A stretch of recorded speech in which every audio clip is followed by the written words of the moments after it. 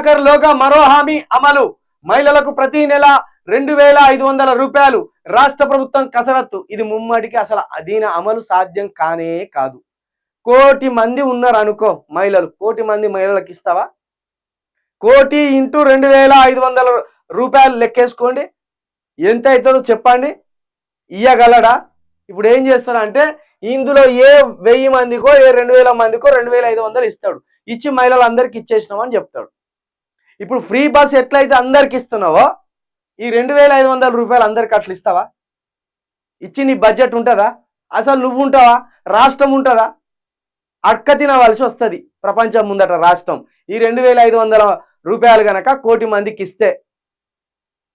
Free bus ఏమో అందరు మహిళలకు ఇస్తావు.